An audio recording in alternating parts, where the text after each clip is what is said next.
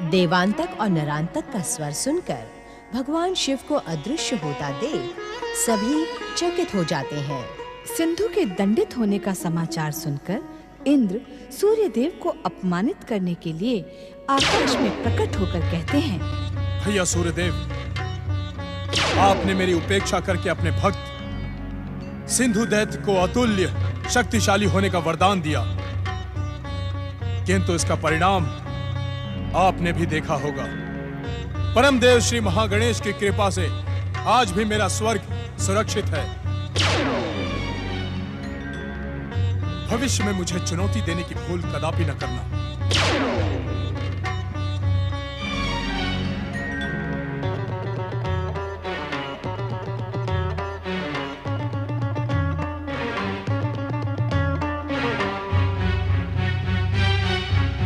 अब आप मौन क्यों हैं सूर्यदेव? क्या आपके भक्त सिंधु दैत्य की असफलता आपको मौन रहने को विवश कर रही है? भैया इंद्र, मुझे अपनी भूल पर पश्चाताप हो रहा है। आज मैं ये समझ सका कि भाई भाई के मध्य शत्रुता का परिणाम कभी भी शुभ नहीं होता। सत्य तो यह है देवराज कि मैं सिंधु को वरदान देने के लिए विवश था। यदि तपस्या और आराधना का प्रतिफल न दिया जाए तो संसार में तपस्या और आराधना की परंपरा समाप्त हो जाएगी। जब सत्य की परंपरा का आपको ज्ञान है तो पश्चाताप क्यों? वरदान देते समय मैंने ये नहीं सोचा था देवराज कि एक असुर अपनी असुरता कभी नहीं छोड़ सकता। सिंधु ने मुझसे वरदान पाकर देवाधिदेव महादेव पर आक्रमण करने का दुस्साहस किया और श्री महागणेश के अवतार मयूरेश्वर ने उसे उचित दंड दिया। भैया सूर्यदेव, आपको अपमानित और प्रताड़ित करने के लिए मैं व्याकुल था, किंतु आपसे भेंट होने के पश्चात आपके विराट व्यक्तित्व से मेरा परिचय हो गया। आपने अपनी भूल मानकर भाई भाई के संबंधों को और दृढ़ कर दिया। मेरा प्रणाम स्वीकार करें। देवराज, स्वर्गाधिपति होने के कारण स्वर्ग पर आने वाले संकटों से सचेत रहना आपका परम कर्तव्य है, परंतु मुझे मेरे कर्तव्यों का भली भांति ज्ञान है। अब मैं वहीं जा रहा हूं जहां मेरा कर्तव्य मेरी प्रतीक्षा कर रहा है। मैं जानता हूं भैया इंद्र, मैं जानता हूं इस समय आप देवांतक और नरांतक की तपस्या में बाधा पहुंचाने जा रहे हैं, परंतु यह अनुचित है। आपका यह प्रयास कभी भी सफल नहीं होगा।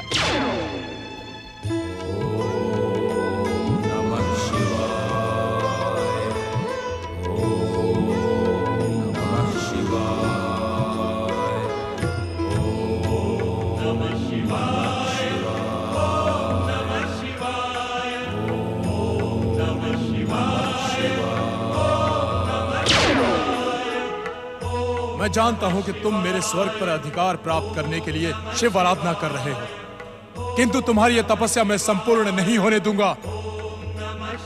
मेरा वज्र प्रहार सदा सदा के लिए तुम्हें नष्ट कर देगा। वज्र! सावधान इंद्र! ज्येष्ठ माता दीदी, आप यहाँ? देवताओं के राजा हो इंद्र। नीति, धर्म और मर्यादा की रक्षा करना तुम्हारा कर्तव्य है। तपस्यारत तपस्वियों की हत्या करने की आज्ञा क्या तुम्हारा धर्म तुम्हें देता है? दुष्टता की ये शिक्षा दुष्ट देवताओं को किस नीति शास्त्र ने दी है? क्या तुम्हारी माता अदिति ने तुम्हें यही संस्कार दिए हैं? प्रश्न नीति, मर्यादा, धर्म, संस्कार का नहीं है माता। राजा और उसके राज्य के लिए भविष्य में जो संकट बने उसका अंत करना राजा का प्रथम कर्तव्य है। किस कर्तव्य का स्मरण करवा रहे हो तुम? हाँ? अवसर मिलने पर भी अपने शत्रुओं को जीवित छोड़ना क्या उचित है? क्या इस भूल के लिए भविष्य इंद्र को क्षमा करेगा? भविष्य तुम्हें क्षमा करे अथवा ना करे, किंतु दैत्य माता दिति तुम्हें कदापि क्षमा नहीं करेगी। आपके क्षमादान की मुझे आवश्यकता नहीं है माता। देवांतक और नरांतक हमारे शत्रु हैं और शत्रु का अंत कर देना नीति सम्मत है। सावधान इंद्र, यदि तूने तपस्यारत देवांतक और नरांतक पर वज्र प्रहार करने की भूल की तो मैं अपनी परम दैत्य शक्ति से तुझे इसी समय भस्म कर दूंगी। दैत्य शक्ति प्रकट हो।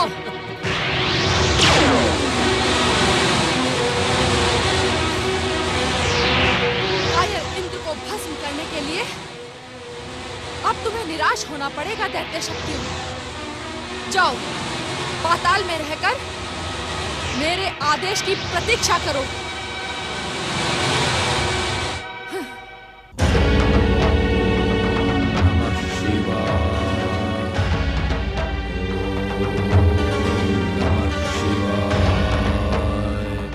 अपनी मूर्खता को विराम दो देवांतक नरांतक। मैंने तुमसे पहले भी कहा था, अब फिर कह रही हूं कि शिव आराधना में अपना समय व्यर्थ ना करो। शिव तुम्हें कदापि वरदान नहीं देंगे, क्योंकि वे महागणेश के अवतार श्री गणेश के पिता हैं। महागणेश ने पहले ही तुम्हारे लिए भविष्यवाणी कर दी थी कि उनका अवतार तुम्हारी मृत्यु का कारण बनेगा। इंद्र के वज्र से तुम्हारे जीवन की रक्षा करने वाली दैत्य माता दिति ही तुम्हारी शुभ चिंतक है। हाँ, तुम्हारी शुभ चिंतक है। उसकी आज्ञा मान लेने में ही तुम्हारा कल्याण है। अपनी तपस्या को विराम दो मूर्खों। शिव आराधना का त्याग करो।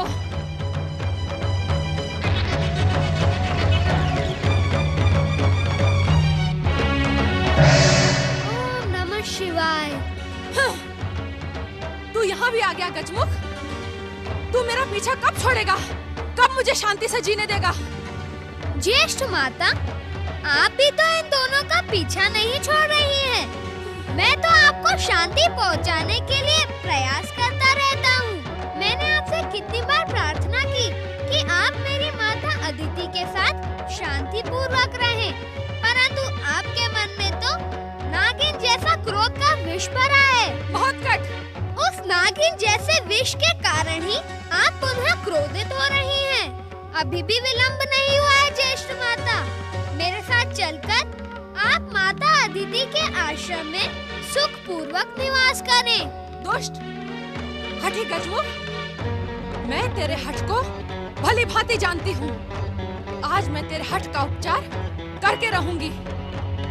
अभी अदिति पुत्र इंद्र भी अपनी मूर्खता का फल भोगकर यहाँ से कायरों की भांति अदृश्य हो चुका है। अब मैं तुझे तेरे हठ के लिए दंडित करती हूँ। क्रोध को तो आपने अपने जीवन का आभूषण बना लिया है। मैं तो आपको भविष्य के लिए उचित परामर्श दे रहा हूँ। तूने दैत्य माता दिति को परामर्श देकर भयानक भूल की है। दुष्ट गजमुख, इसके लिए मैं तुझे कदापि क्षमा नहीं करूंगी। तुम किस किस को क्षमा नहीं करोगी दैत्य माता? सर्व पूज्य भगवान शिव से भी तुम द्वेष करती हो। इसी कारण इन दोनों को शिव आराधना छोड़ने के लिए कह रही हो, परंतु यह दोनों शिव आराधना कदापि नहीं छोड़ेंगे। इन्हें शिव आराधना छोड़नी ही होगी। मेरी आज्ञा मानकर इन्हें परम पिता ब्रह्मदेव जी की आराधना करनी ही होगी।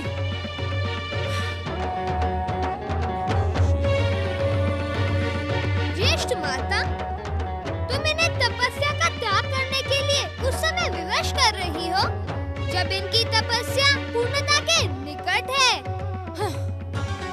इन्हें वरदान देने के लिए भगवान शिव यहाँ पधारने वाले हैं। मेरी बात मानो ज्येष्ठ माता, यदि तुम भगवान शिव शंकर द्वारा इन्हें वरदान देते हुए देखना नहीं चाहती तो चलो मेरे साथ आदित्य आश्रम। तू मुझे और क्रोध दिलाने की भूल ना कर महोत्कट, अन्यथा मैं अपने क्रोध से दैत्य शक्ति प्रकट कर तुझे क्षण मात्र में भस्म कर डालूंगी।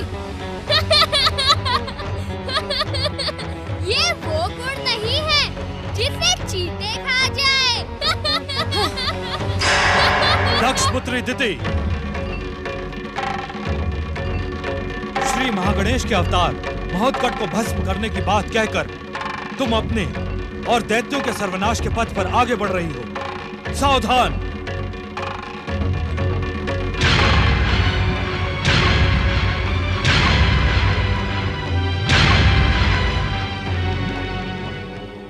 नमः शिवाय।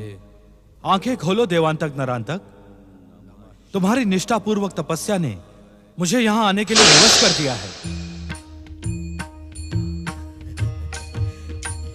देवाधिदेव महादेव शिव शंकर की जय।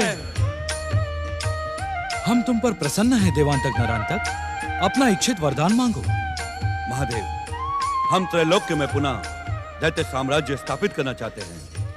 हे चंद्रशेखर, हम दानव, मानव, देवता सभी को अपने अधीन करना चाहते हैं। हमें ऐसी महान शक्ति दें जिसे संसार में कोई चुनौती न दे सके। यह तो वरदान में संसार की कोई भी शक्ति और वैभव छोड़ना नहीं चाहते। यह चाहते हैं कि वरदान पाने के पश्चात इनके अतिरिक्त सभी निर्बल, दीनहीन होकर रह जाएं। क्या इन्हें ऐसा वरदान देना संसार वासियों के प्रति अन्याय नहीं होगा? दुष्ट गजमुख, तू इनके वरदान में भी बाधा पहुंचा रहा है। तेरा ये साहस। दिति,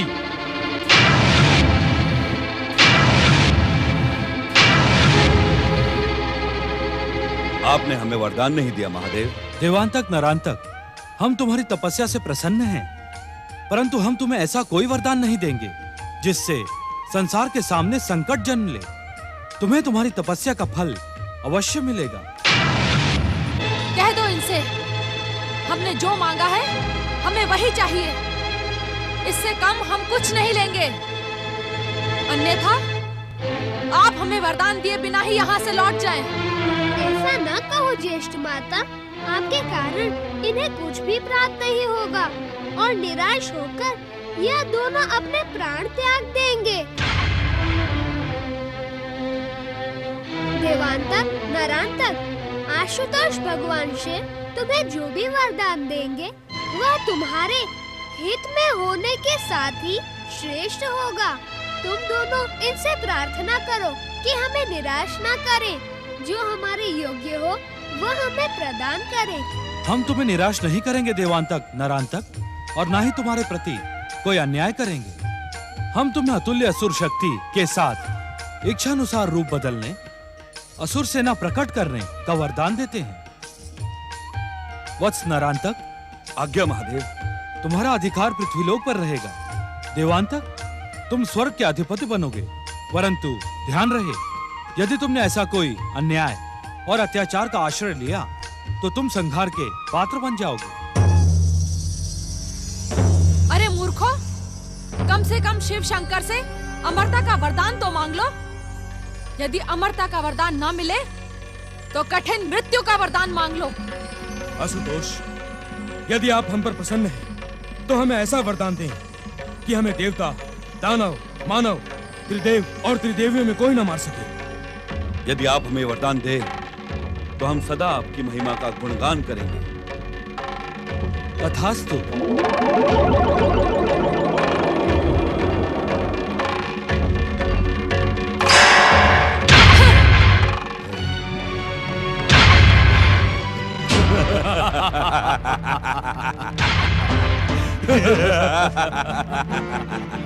अधिक चतुराई दिखाने का परिणाम ऐसा ही होता है दैत्य माता।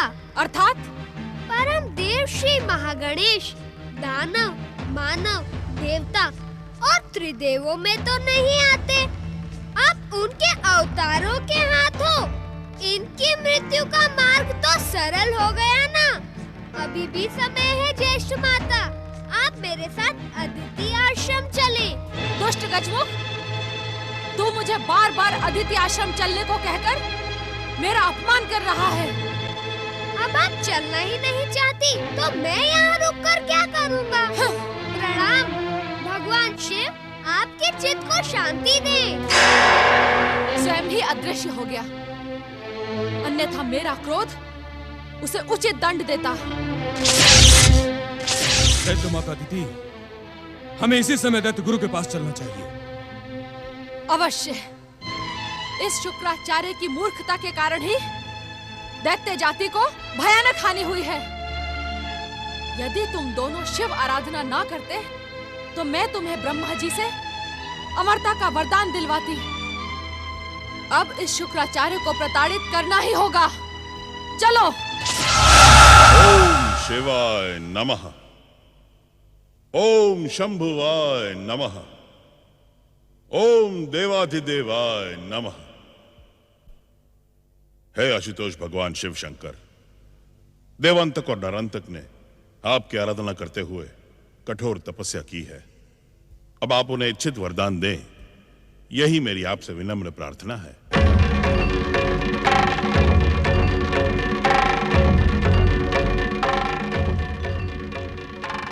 आपके आराध्य शिव शंकर ने देवांतक और नरांतक की कठोर तपस्या को अनदेखा करके उन्हें अनमना और अधूरा सा वरदान दे दिया है। देवांतक नरांतक, हम तुम्हारी तपस्या से प्रसन्न हैं, परंतु हम तुम्हें ऐसा कोई वरदान नहीं देंगे जिससे संसार के सामने संकट जन्मे। तुम्हें तुम्हारी तपस्या का फल अवश्य मिलेगा, परंतु ध्यान रहे, यदि तुमने ऐसा कोई अन्याय और अत्याचार का आश्रय लिया तो तुम संहार के पात्र बन जाओगे। दैत्यों के आराध्य बनने का ढोंग करने वाले शिव नहीं चाहते कि दैत्यों का उत्कर्ष हो। वे दैत्य साम्राज्य को तीनों लोकों में स्थापित होते देखना नहीं चाहते। और इसके दोषी आप हैं शुक्राचार्य। आप अपनी शिव भक्ति के कारण आप दैत्यों को शिव आराधना का परामर्श देकर उन्हें भ्रमित करते हैं। भ्रमित। अपना दोष दूसरे के मस्तक पे मढ़ देना आपका स्वभाव बन गया है दैत्य माता। देवांतक और नरांतक महादेव से इच्छित वरदान अवश्य प्राप्त करते हैं, परंतु आपकी उपस्थिति ने शिव को क्रोधित कर दिया है। आपके कारण दैत्य जाति की भयानक हानि हुई है। दैत्य जाति आपको कदापि क्षमा नहीं करेगी। आप अपने क्षमादान की चिंता करें शुक्राचार्य। अब वो दिन दूर नहीं जब भोले भाले असुर और दैत्य अपने दैत्य गुरु को दैत्यों का बैरी समझने लगे। आपकी प्रेरणा से ये कपोल कल्पित असत्य यदि प्रसारित हो भी गया तो सत्य के एक ही झटके से वह चरमराकर ढह जाएगा। दैत्य गुरु शुक्राचार्य दैत्यों के सच्चे हित चिंतक है। दैत्य जाति का उत्कर्ष और कल्याण यही मेरे जीवन का एकमात्र उद्देश्य है। अपने हित चिंतन का परिणाम देख लो शुक्राचार्य। अनेक युगों तक शिव की लंबी तपस्या करने के पश्चात भी देवांतक और नरांतक को इतने साधारण वरदान प्राप्त हुए जिनकी इन दोनों वीर पातालवासी असुरों को आवश्यकता भी नहीं थी। ये वरदान तो मेरी कृपा से भी इन्हें प्राप्त हो सकते थे। दैत्य माता सत्य कह रही है दैत्य गुरु। शिव ने मुझे स्वर्ग विजय करने का वरदान दिया है, परंतु सावधान करते हुए यह भी कहा है कि यदि मुझसे तनिक भी अन्याय और अत्याचार हुआ तो मेरा सर्वनाश हो जाएगा। हाँ दैत्य गुरु, मुझे भी पृथ्वी का राज्य देकर शिव ने सावधान किया है। देवांतक, नरांतक, तुम दोनों को इच्छित वरदान मिलने पर भी तुम असंतुष्ट हो। इनके असंतोष का कारण है शिव की कूटनीति। शिव नहीं चाहते कि ये दोनों एक साथ रहें। अलग अलग रहने के कारण इन दोनों की संयुक्त शक्ति से त्रैलोक्य में ये दैत्य साम्राज्य स्थापित ना कर सके। ये शिव का अन्याय नहीं तो और क्या है। आशुतोष, भगवान शिव ने जो कुछ भी किया है वो उचित ही किया है। यदि इन दोनों ने अन्याय और अत्याचार के बल पर तीनों लोकों में असुर साम्राज्य स्थापित करने का अनुचित प्रयास किया तो इनका अंत निश्चित है। दैत्य और असुर यदि बल प्रयोग नहीं करेंगे, अन्याय और अत्याचार नहीं करेंगे, तो उनकी सत्ता को कौन स्वीकार करेगा? जिस भक्ति की शक्ति पर इन्होंने पृथ्वी और स्वर्ग का साम्राज्य पाया है, उस पर विश्वास रखो। शिव कृपा से वही होगा जिससे दैत्य जाति का कल्याण हो। देवांतक, नरांतक, दैत्य गुरु एक बार पुनः दैत्य शत्रु का कर्तव्य निभा रहे हैं। इनके परामर्श से शिव आराधना करके तुम दोनों एक बार अपना सर्वनाश कर चुके हो। अब तुम वही करो जो मैं कहती हूँ। हमें आप पर पूर्ण श्रद्धा है दैत्य माता। आपका परामर्श हमारे लिए आज्ञा है। हाँ, कहे क्या करना होगा हमें? अपनी भयानक, विध्वंसक और विस्फोटक शक्ति का प्रयोग करके तुम दोनों दैत्य साम्राज्य की स्थापना करो। इस दैत्य शत्रु के समीप एक पल भी रुकना अब तुम्हारे लिए घातक सिद्ध होगा। जो आज्ञा दैत्य माता।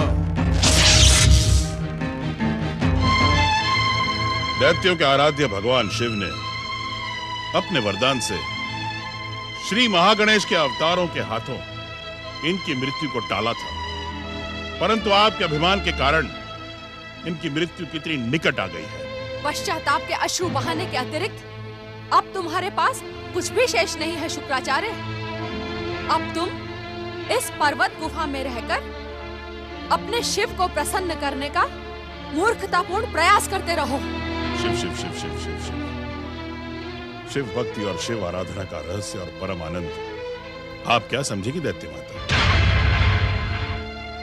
आप पर तो प्रतिशोध और प्रतिरोध का लेप चढ़ा हुआ है। सत्य को पहचानने की शक्ति अब खो चुकी है। इस गुफा में बैठकर शिव को पुकार पुकार कर सत्य को पहचानते रहो शुक्राचार्य। असुर और दैत्य जाति को अब तुम्हारी तनिक भी आवश्यकता नहीं है। देवांतक और नरांतक की विजय की भूमिका अब मैं बनाऊंगी। दैत्य माता दीति, जिस प्रकार आपने अपने मिथ्या अभिमान का हलाहल विष अपने पौत्र तारकासुर को पिलाया था, उसी प्रकार आप देवांतक और नरांतक के मन में भी विष खोल रही हैं। इसका परिणाम दैत्य जाति को चुकाना होगा। अब इन दोनों की मृत्यु परम देव श्री महागणेश के अवतार के हाथों निश्चित है। ओम नमः शिवाय। नहीं नहीं नहीं, यदि भगवान शिव ने देवताओं के ऐश्वर्य को धूल में मिलाने के लिए दुष्ट देवांतक और नरांतक को वरदान दिया है, तो हम कायरों की भांति अपना मुंह छुपाकर यहाँ वहां नहीं घूमेंगे। हम अपनी शक्ति से दैत्यों को पराजित करके ही रहेंगे। क्षमा करें देवराज, देवांतक और नरांतक की महाविस्फोटक शक्तियों को अब शिव कृपा प्राप्त हो गई है। उनका विरोध करना देवताओं के हित में ना होगा। यदि हमारे भीतर आत्मविश्वास है तो शत्रु की शिव कृपा हमारा बाल भी बांका नहीं कर पाएगी। दैत्यों को हम स्वर्ग में प्रवेश नहीं करने देंगे। परंतु देवराज, वरदानी दैत्य शक्ति के सम्मुख देवताओं की पराजय तो... आप तो युद्ध से पूर्व ही पराजय की रूपरेखा बनाने लगे।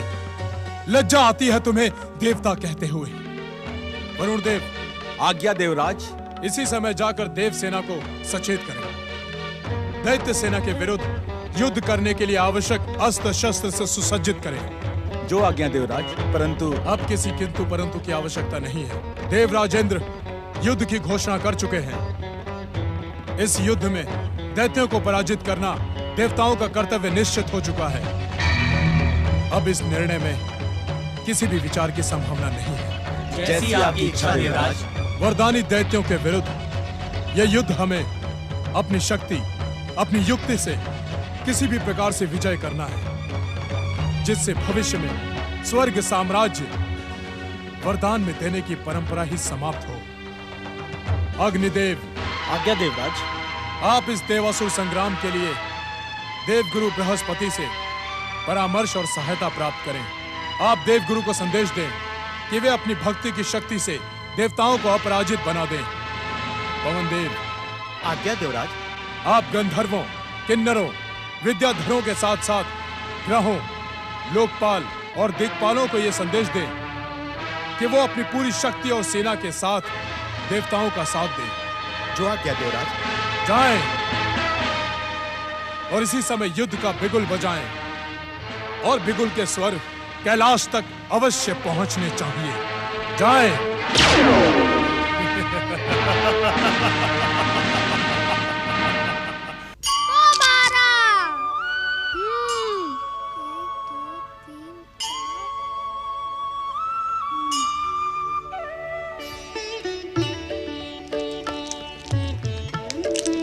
माता अब आप खेलो।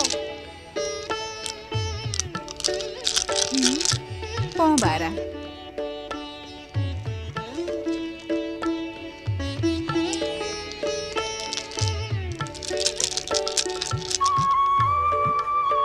भैया कार्तिकेय, यदि तुम माताश्री के साथ चौसर खेलने के इच्छुक हो तो आओ, मैं हट जाता हूँ।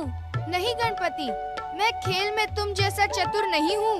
मैं माताश्री से पराजित हो जाऊंगा। पुत्र कार्तिकेय, माता से पराजित होने में कैसा भय? यदि मन हो तो आओ खेलो। नहीं माताश्री, आपसे पराजित होने का कोई भय नहीं है। भय तो इस गजानन के परिहास का है। ये ना तो किसी से पराजित होता है, अपनी पराजय को निकट देखकर दिव्य शक्तियों का प्रयोग करने लगता है और दूसरों की पराजय के समय व्यंग करने का अवसर कदापि नहीं चूकता। ऐसी बात है तो मैं गजानन को कक्ष के बाहर भेज देती हूँ। नहीं नहीं माताश्री, इसकी आवश्यकता नहीं है। आपका और गणपति का खेल देखने में जो आनंद आ रहा है वो खेलने में नहीं आएगा। तुम धन्य हो कार्तिकेय, तुम्हारी यही प्रतिभा तुम्हें एक दिन संसार के सर्वोच्च शिखर पर पहुंचा देगी।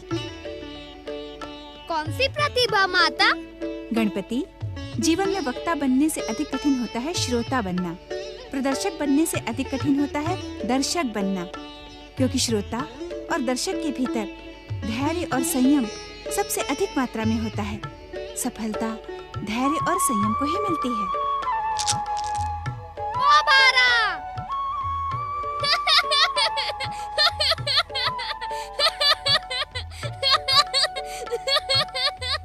माता, आपका ध्यान खेल से अधिक बातों में था, इसीलिए आपको पराजय का मुख देखना पड़ा। ये उचित नहीं गजानन, तुमने मेरी असावधानी का लाभ उठाकर मुझे पराजित किया है।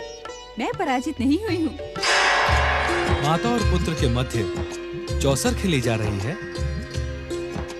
देखिए स्वामी, चतुर गणेश ने अपने छल से मुझे चौसर में फिर से पराजित कर दिया। प्रणाम पिताश्री। चलो बड़े भैया, पिताश्री और माताश्री को चौसर का खेल खेलने दो। पिताश्री के सामने हमें माताश्री के साथ चौसर खेलने का कोई अधिकार नहीं है। माताश्री, यदि आप खेल में हार स्वीकार करना नहीं चाहती तो मैं हार को आपका प्रसाद समझकर स्वीकार कर लेता हूँ। अब आप अपने इस वाचाल पुत्र को क्षमा कर दें। देखा पार्वती, पुत्र हो तो गजानन जैसा, ये अपनी माता को पराजित होते हुए भी नहीं देखना चाहता, जबकि पराजित भी इसने स्वयं ही किया है। नहीं पिताश्री, मेरे बड़े भैया के होते हुए मुझे अपनी प्रशंसा स्वीकार नहीं है। कहिए, पुत्र हो तो कुमार कार्तिकेय जैसा, जो अपनी माता के साथ खेलना ही नहीं चाहता, तो इसमें हारने और जीतने का प्रश्न ही नहीं उठता। देवी पार्वती, हमारे गजानन की बात का कोई उत्तर है तुम्हारे पास? गणपति, तुम वाचाल और चतुर होने के साथ साथ नटखट भी हो गए हो। स्वामी, हमारे लंबे समय के पश्चात हिमाचल से कैलाश लौटते ही आप अचानक कहाँ दृश्य हो गए थे? पिताश्री, क्या आपको हमारा कैलाश आना अच्छा नहीं लगा? पिताश्री, आपने ही तो माताश्री को बुलाने के लिए नंदी महाराज को भेजा था, फिर हम सब के आने पर आप अदृश्य क्यों हो गए? हमारे दो आराधकों की पुकार भी तुम सबने अवश्य सुनी होगी। उस समय उनकी तपस्या को वरदान देना आवश्यक था। पिताश्री, वे आराधक कौन है और उन्हें आपने क्या वरदान दिया? पाताल लोक से दैत्य गुरु शुक्राचार्य की पुकार पर आए दो दैत्य देवांतक और नरांतक थे।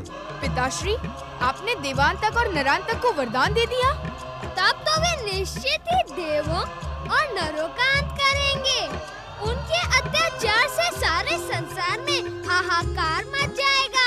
कुमार, गजानन, तुम दोनों चिंता न करो। महादेव दैत्यों के अंत का उपाय उन्हें वरदान देने से पहले ही निश्चित कर देते हैं।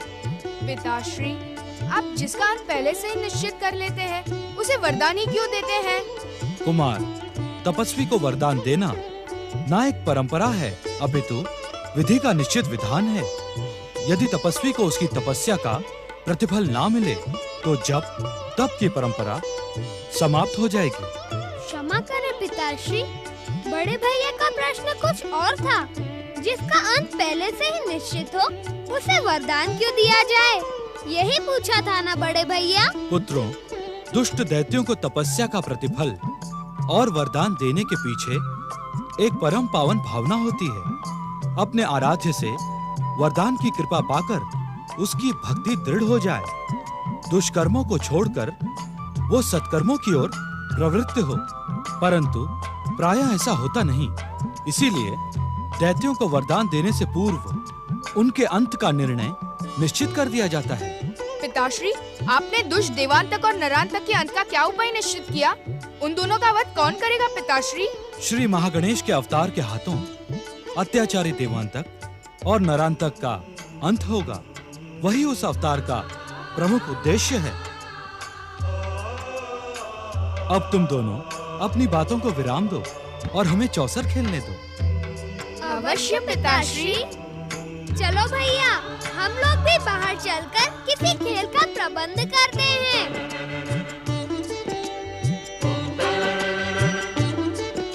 ओम महागणेशाय नमः। ओम परम देवाय नमः। ओम विश्ववरदाय नमः। ओम महागणेशाय नमः। ओम परम देवाय नमः।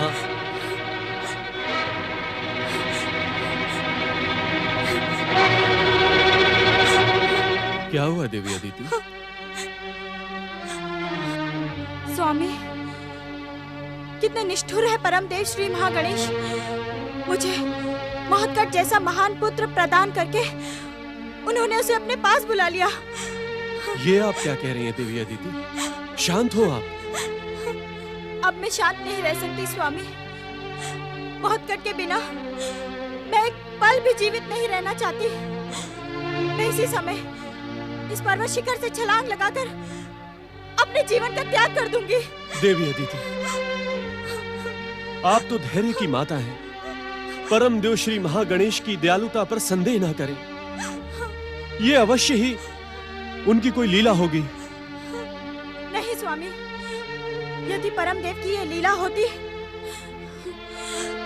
तो अखंड आराधना से प्रसन्न होकर वे अवश्य ही हमें अपनी लीला का संकेत देते। ऐसा भी तो हो सकता है देवी कि वे हमारे धैर्य की परीक्षा लेने के लिए ऐसा कर रहे हो। नहीं स्वामी, परम देव श्री महागणेश की भक्तिन के रूप में मुझे उनकी हर परीक्षा स्वीकार है, परंतु महोत्कट की माँ के रूप में मुझे कोई परीक्षा स्वीकार नहीं। यदि मेरे मातृत्व में त्रुटि है, यदि मेरा मातृत्व लांछित है, तो मेरा पुत्र लौट कर ना आए। धैर्य धारण करें देवी अदिति।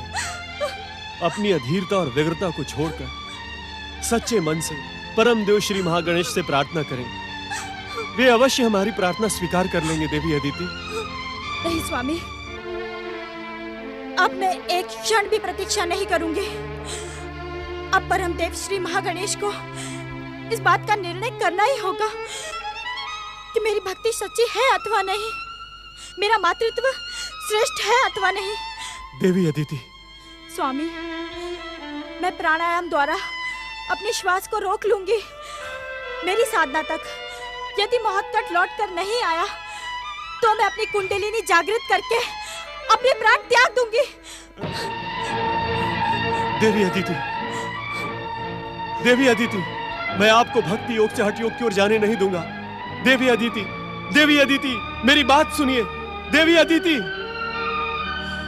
हे परम देव श्री महागणेश, हे विश्व को वरदान देने वाले परम देव, यदि एक क्षण के लिए भी मैंने आपकी सच्ची भक्ति की है तो हमारी रक्षा करे प्रभु, हमारी रक्षा करे प्रभु।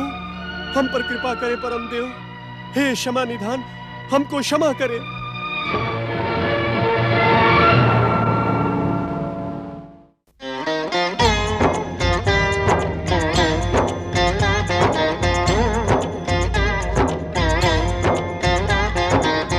अर्थ समर्थ ये इनसे जीवन, यही है करता यही है कारण।